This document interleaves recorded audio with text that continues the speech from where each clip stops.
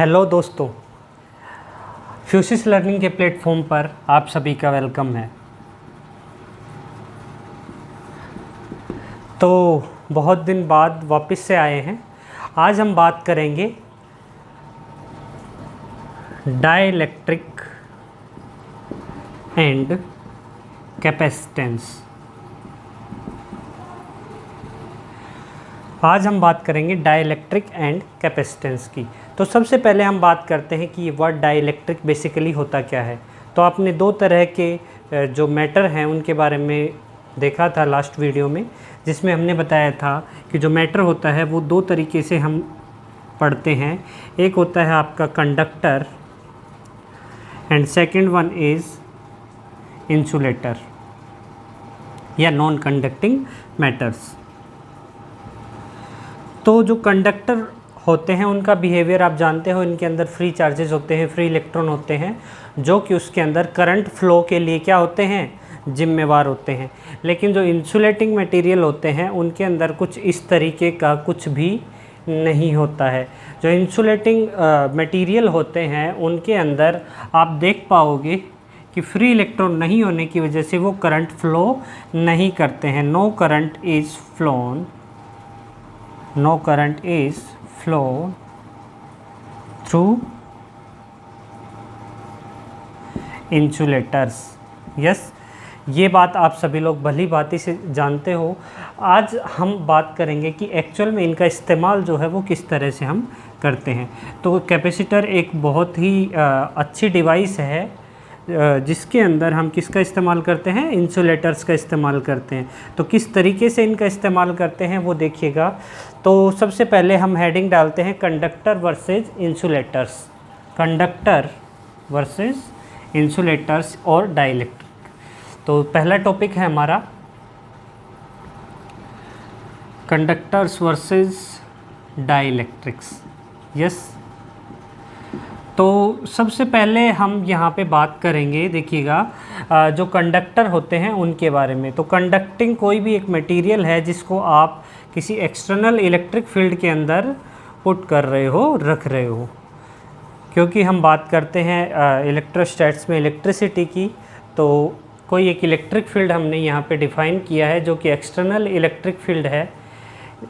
इसके अंदर आपने क्या रख दिया, एक कंडक्टर रख दिया। तो कंडक्टर का एक बिहेवियर होता है एक्सटर्नल इलेक्ट्रिक फील्ड के अंदर, वो क्या होता है कि ये बेसिकली इसके ऑपोजिट डायरेक्शन में एक इंटरनल इलेक्ट्रिक फील्ड जनरेट कर देता है। क्यों? Due to free electrons, due to free electrons. जो इसके अंदर फ्री चार्जेस होते हैं वो इस तरह से अलाइन हो जाते हैं कि इनके अंदर एक इंटरनल इलेक्ट्रिक फील्ड जो है वो जनरेट हो जाता है, जो कि एक्सटर्नल इलेक्ट्रिक फील्ड के बिल्कुल इक्वल अमाउंट में होता है। That is E inside and ये आपका ई नोट है। तो E inside is equals to E naught. तो आपका जो नेट इलेक्ट्रिक फील्ड जो हो जाता है वो इसके अंदर क्या हो जाता है, ज़ीरो, बिकॉज दोनों इक्वल हैं, E inside minus E naught, या फिर ये कहो E naught minus E in is equals to zero. तो जो कंडक्टिंग मटेरियल हैं आपके, वो अगर किसी एक्सटर्नल इलेक्ट्रिक फील्ड के अंदर रखे जाएं तो वहाँ पे जो आपका नेट इलेक्ट्रिक फील्ड आता है वो क्या आता है, ज़ीरो आता है। लेकिन डाइलेक्ट्रिक में ऐसा नहीं होता है। क्यों? क्योंकि उसके अंदर आपके फ्री इलेक्ट्रॉन्स नहीं होते। देखिएगा, हम रखते हैं किसी डाइलेक्ट्रिक मटेरियल को, बेसिकली ये नॉन कंडक्टिंग मटेरियल हैं, ठीक है। तो ये आपका external electric field E naught है मान लीजिए। तो ये भी क्या करता है, पोलराइज हो जाता है इलेक्ट्रिक फील्ड के, एक्सटर्नल इलेक्ट्रिक फील्ड के इन्फ्लुएंस में इसके ऊपर भी एक इफ़ेक्ट पड़ता है डाइलेक्ट्रिक के अंदर। वो क्या कि पोलराइज हो जाता है। हालांकि ये जिस तरह से इलेक्ट्रिक फील्ड जनरेट करता है उसी सेम उतना अमाउंट का या फिर जो एक्सटर्नल इलेक्ट्रिक फील्ड है उतने अमाउंट का इंटरनल इलेक्ट्रिक फील्ड होता तो नहीं है, एकदम इक्वल नहीं होता है, लेकिन कुछ न कुछ वैल्यू उसकी ज़रूर होती है, कुछ न कुछ इलेक्ट्रिक फील्ड की वैल्यू इनसाइड जनरेट ज़रूर होती है। और वो वैल्यू है वो आपके जो नेट इलेक्ट्रिक फील्ड है उसको क्या करती है, अफेक्ट करती है। मतलब जो आपका ई नेट है या ई जिसको हम बोलते हैं वो आपका हो जाता है ई जीरो से घटकर ई ज़ीरो माइनस ई इनसाइड। और यही बिहेवियर जो है आपका डाइइलेक्ट्रिक्स को कंडक्टिंग मटेरियल से अलग करता है। और इसका बहुत बड़ा इस्तेमाल है, हम आगे देखेंगे कि किस तरह से डाइइलेक्ट्रिक का इस्तेमाल किया जाता है जो हमारे कैपेसिटर्स होते हैं उनके अंदर। तो बेसिकली जो कैपेसिटर होता है, हम बात कर रहे थे कैपेसिटर की, तो कैपेसिटर क्या होता है, एक ऐसी डिवाइस होती है, एक ऐसी युक्ति होती है जिसके अंदर हम क्या करते हैं, चार्जेस को स्टोर करते हैं। तो कैपेसिटर क्या होता है, capacitor is a device to store charges. ठीक है, अब देखिएगा, इसको थोड़ा सा विजुलाइज करने का प्रयास कीजिए कि किस तरह से आप किसी कैपेसिटर के अंदर चार्जेस को स्टोर कर पाओगे, इकट्ठा कर पाओगे, कलेक्ट कर पाओगे। तो देखिए, मान लीजिए हमारे पास जो कैपेसिटर है हम स्टार्टिंग में लेके चल रहे हैं कोई एक प्लेट, कंडक्टिंग प्लेट। ठीक है, सपोज़ ये हमारे पास एक आयताकार प्लेट है। ठीक है, प्लेट ले ली, इसके ऊपर कुछ चार्जेस हम डाल रहे हैं। ठीक है, इसको हम चार्ज दे रहे हैं। तो जो कैपेसिटेंस है या जो कैपेसिटर है उसको किस तरह से डिफ़ाइन किया जाता है कैपेसिटेंस को, जो चार्ज होता है Q is proportional to V। जो पोटेंशियल होता है या पोटेंशियल डिफरेंस जो होता है उसके प्रोपोर्शनल होता है क्या, आपका चार्ज। तो चार्ज जो है वो पोटेंशियल डिफरेंस के प्रोपोर्शनल है। जब प्रोपोर्शनलिटी साइन रिमूव करते हैं तो Q is equals to CV। Yes और नो। तो देखिए, हम यहाँ पे चार्जेस डाल रहे हैं, हमने यहाँ पे क्या किया, इस कंडक्टिंग प्लेट को चार्जेस दिए। तो ऑब्वियस सी बात है, अगर आपका चार्ज इंक्रीज कर रहे हो तो आपका पोटेंशियल भी क्या होगा, इंक्रीज होगा। Means Q is increased implies that V is also increased. अब हमें चाहिए क्या यहाँ पे, कि हम अधिक से अधिक यहाँ पे क्या कर लें, चार्जेस को इकट्ठा कर लें इस प्लेट पे। भाई हमें क्या करना है, चार्ज को स्टोर ही तो करना है। क्यों, कैपेसिटर का काम है चार्जेस को स्टोर करना। और हम चाहेंगे कि बहुत ज़्यादा से ज़्यादा मात्रा में, कम से कम जगह के अंदर ज़्यादा से ज़्यादा मात्रा में चार्जेस को स्टोर कर पाएँ। तो उसके लिए क्या करेंगे, देखिएगा, उसके लिए करना क्या होगा हमें कि कुछ ऐसा उपाय करना होगा कि आपका जो चार्ज है वो तो ज़्यादा से ज़्यादा आए लेकिन उसका पोटेंशियल इंक्रीज़ ना हो। तो उसके लिए देखो कुछ फंडामेंटल्स हैं, उनका इस्तेमाल करते हुए हम समझेंगे। देखिए, इसके पैरेलल में हम एक प्लेट और ले आते हैं, कंडक्टिंग प्लेट और ले आते हैं। अब होगा क्या, जैसे ही हम दूसरी प्लेट यहाँ पे लेके आएंगे एक इफ़ेक्ट होगा, वो क्या होगा, इंडक्शन। जी हाँ, जो हमने फर्स्ट चैप्टर के अंदर देखा था कि यहाँ पे क्या होगा, इंडक्शन होगा। इंडक्शन नथिंग एल्स यार, यहाँ पे इसके ये कंडक्टिंग प्लेट है, इस कंडक्टिंग प्लेट के कुछ ना कुछ चार्जेस होंगे और वो चार्जेस क्या हो जाते हैं, एक दूसरे से सेपरेट हो जाते हैं। मतलब ये पॉजिटिव प्लेट है तो ये अपनी तरफ नेगेटिव चार्जेस को अट्रैक्ट कर लेती है और जो पॉजिटिव चार्जेस हैं वो दूसरी तरफ इस तरह से शिफ्ट हो जाते हैं। ठीक है, इसके चार्ज अलग अलग हो गए। अब देखिए, यहाँ पे ये चार्जेस इसके नज़दीक हैं तो इसकी वजह से जो पोटेंशियल होगा वो भी यहाँ पे ऐड ऑन होएगा। इसके अंदर क्या होगा, इसका जो पोटेंशियल है, पहले पोटेंशियल कितना था V, और इसकी वजह से जो पोटेंशियल आया वो भी ऐड हो जाएगा। मतलब नेट पोटेंशियल होना तो चाहिए इंक्रीज, लेकिन यहाँ पे नेगेटिव चार्ज है तो क्या होता है, पोटेंशियल KQ/R, ये मान लो R सेपरेशन पे है इससे, तो क्या लिखोगे, K-Q/R। मतलब जो आपका पोटेंशियल है वो ओवरऑल क्या हो गया, KQ/R डिक्रीज़ हो गया। और अब हमारा काम बन गया। क्यों, क्योंकि यहाँ पे पोटेंशियल कम हो गया तो चार्जेस की और यहाँ पे मतलब और चार्जेस यहाँ पे आ सकेंगे। क्यों, पोटेंशियल कम हो गया, चार्ज कम हो गए, चार्जेस के लिए जगह बन गई और चार्जेस हम यहाँ पे दे पाएंगे। तो बेसिकली हमने क्या किया कि एक इस तरह का मैन्युफैक्चर किया इसको कि इसके पैरेलल में एक प्लेट और लेके आए और इस प्लेट को इंडक्शन की वजह से दोनों तरह से ये डिवाइड हो गए, पॉजिटिव चार्ज अलग नेगेटिव अलग। तो नेगेटिव की वजह से आपका क्या हो गया, ये जो पोटेंशियल है ओवरऑल कम हो गया। अब देखिए यहाँ पे ये पॉजिटिव चार्जेस हैं, इनकी वजह से इंक्रीज भी होएगा, लेकिन ये दूरी पे हैं इसलिए वो कम इंक्रीज होगा, डिक्रीज ज़्यादा हो जाएगा। और एक काम और भी कर सकते हैं कि इसका प्रभाव ही ना पड़े, वो क्या, इसको हम ग्राउंड कर दें। तो ये सारा चार्ज जो पॉजिटिव चार्ज है ये किस में चला जाएगा, अर्थ में चला जाएगा, और सारा का सारा जो पोटेंशियल है वो KQ/R डिक्रीज हो जाएगा। तो यहाँ पे इस तरह से हमने इसको मैन्युफैक्चर किया। तो आप समझ पा रहे होगे कि किस तरह से कैपेसिटर जो है वो डिज़ाइन किए जाते हैं, और इस तरह से आप क्या कर सकते हो, इसका स्टोरेज बढ़ा सकते हो। मतलब कैपेसिटर का जो स्टोरेज है, चार्ज को स्टोर करने की क्षमता जो है उसको इंक्रीज कर सकते हो। तो ये फॉर्मूला आपको याद रहेगा, Q = CV। ठीक है, तो यहाँ से आपका जो C जो आया वो बेसिकली क्या आया, C रेशियो ऑफ Q और V का। अब आप कहोगे कि सर ये जो है Q और V पे डिपेंड कर रहा है, ये कभी मत कहना, गलत हो जाएगा। क्यों, देखिए जैसे कि आप रेजिस्टेंस से समझिए, V is proportional to I होता है। जो पोटेंशियल डिफरेंस होता है किसी सर्किट में वो उसमें फ़्लो होने वाली करंट के प्रोपोर्शनल होता है, या करंट फ्लो उसके पोटेंशियल डिफरेंस के प्रोपोर्शनल होती है। ये बात आप जानते हो। तो यहाँ पे इस प्रोपोर्शनलिटी साइन को रिमूव करते हैं तो V = RI। तो R जो होता है वो V और I का रेशियो होता है। मीन्स अगर V आपका इंक्रीज हुआ तो I भी इंक्रीज होगा, और ये बैलेंस होकर रेजिस्टेंस एज यूजुअल वैसे का वैसा रह जाएगा। सेम बात यहाँ पे है, जो आपका कैपेसिटेंस होता है C, वो चार्ज और पोटेंशियल इन दोनों का रेशियो होता है। मीन्स अगर आपका Q इंक्रीज हुआ तो V भी उसी मैनर में इंक्रीज होगा कि इनका ओवरऑल जो कैपेसिटेंस है वो सेम रहे। कहने का मतलब जैसे आपका R सेम रहा उसी तरह से C भी सेम रहेगा। तो आई होप आप समझ पाए होंगे कि जो C जो है वो Q और V पर डिपेंड नहीं करता है, सेम वैसे ही जैसे R जो है वो V और I पे डिपेंड नहीं करता है। तो फिर किस पे डिपेंड करता है, देखिए जो R होता है, R आप एक फॉर्मूला पढ़े होंगे, रो = RA/L, और रो यहाँ पे क्या होती है, रेसिस्टिविटी।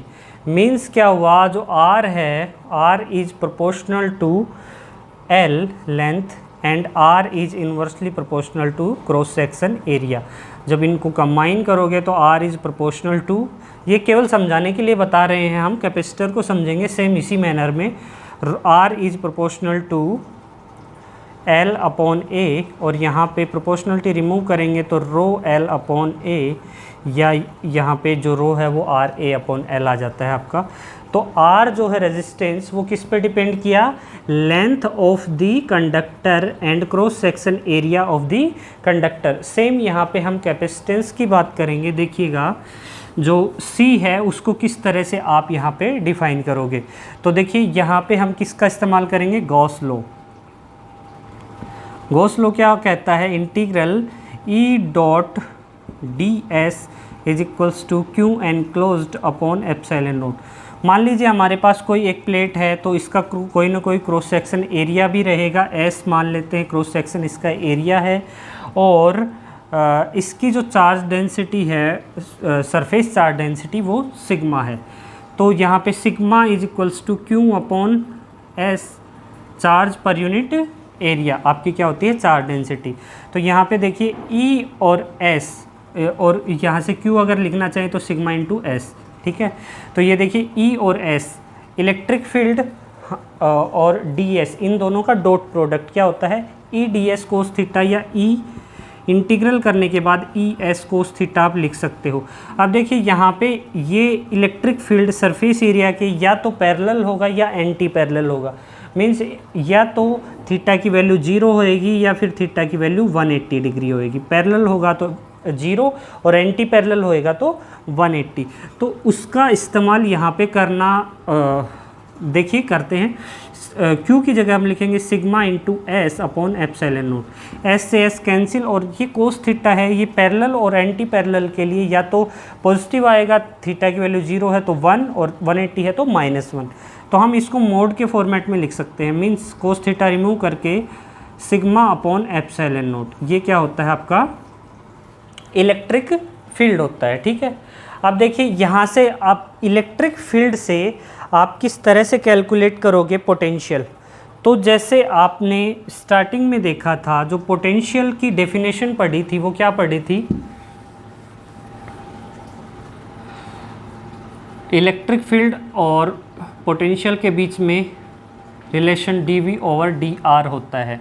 तो यानी कि आप जो डिस्प्लेसमेंट वेक्टर है उसका पोटेंशियल में डिवाइड कर दोगे तो ओवरऑल आपका इलेक्ट्रिक फील्ड आ जाएगा। या इलेक्ट्रिक फील्ड लिखें मोटा मोटा तो V बाय इनके बीच का सेपरेशन R ले लो या फिर आप D भी ले सकते हो। यहाँ पे क्या लिया हुआ है वो देखते हैं, E = V/D लिया हुआ है, तो कोई नहीं, E = V/D से आपके पास इलेक्ट्रिक फील्ड आ गया। तो पोटेंशियल की जो वैल्यू है वो क्या आ जाएगी, V = E.D, यस और नो। तो V क्या हो जाएगा, E sigma upon epsilon note and D की value D, sigma D upon epsilon note. अब देखिए सिग्मा को आप लिख सकते हो चार्ज पर यूनिट एरिया, तो Q upon A epsilon note into D, yes, ये क्या आ गया आपका पोटेंशियल डिफरेंस। अब पोटेंशियल डिफरेंस जब आ गया तो C भी आप निकाल सकते हो, C क्या होता है Q/V, तो इसके अंदर पुट करेंगे C = Q/V, तो Q ऐसे की ऐसे, V की जगह आप लिख दोगे QD upon A epsilon note, yes, Q से Q cancel, C = epsilon note A/D, ये क्या आ गया आपका कैपेसिटेंस C। तो C के दो फॉर्मूले आपने पढ़े, C = Q/V and second one is C = epsilon note A/D। तो यहाँ पे जो आपका कैपेसिटेंस है वो एरिया एंड सेपरेशन इन दोनों पे डिपेंड कर रहा है, ना कि Q एंड V पे। ठीक है, जिस तरह से आपका जो रेजिस्टेंस है वो length of the conductor and cross section of area of the conductor पे डिपेंड कर रहा है, सेम एज जो प्लेट्स हैं उनके एरिया पे और उनके बीच।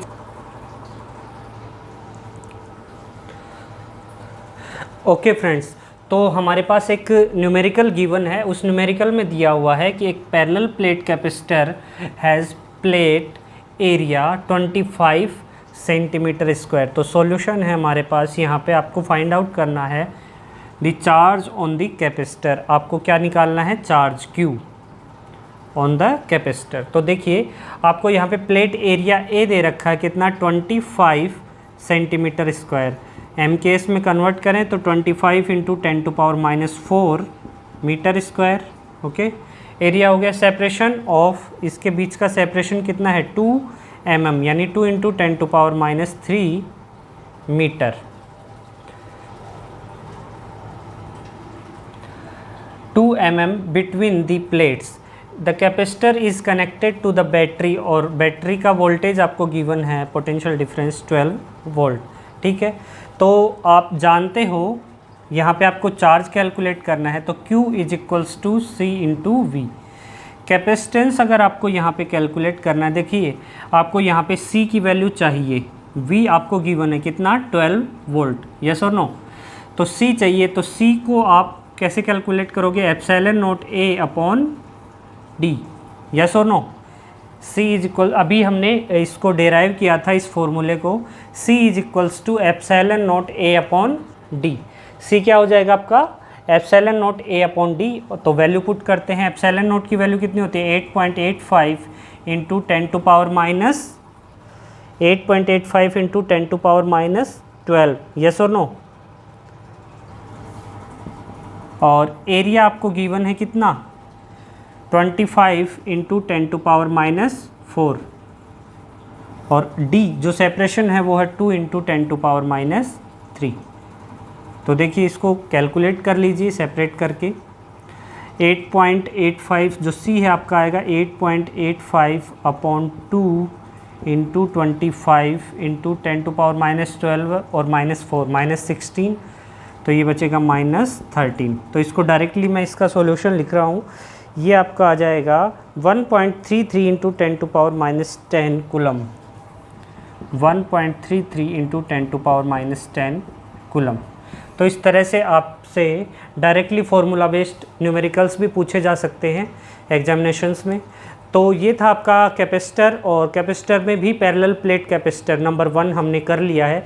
हाँ, स्फेरिकल और सिलेंड्रिकल कैपेसिटर्स आपके सिलेबस में नहीं है, तो उनको थोड़ा सा उनके बारे में जानेंगे कि क्यों वो यूज़ नहीं होते हैं। बेसिकली आप पैरेलल प्लेट कैपेसिटर यूज़ करते हो, स्फेरिकल कैपेसिटर यूज़ नहीं करते हो। और इसके बाद में हम बात करेंगे डाइइलेक्ट्रिक्स को अगर हम पैरेलल प्लेट कैपेसिटर्स की प्लेट्स के बीच में रख दें तो क्या इफ़ेक्ट पड़ेगा, तो इसके बारे में बात करेंगे हम नेक्स्ट वीडियो में। तो तब तक के लिए अपना ख्याल रखिए। Thank you very much. चकार चंड तांडवं तनोतु न शिवं शिवम्।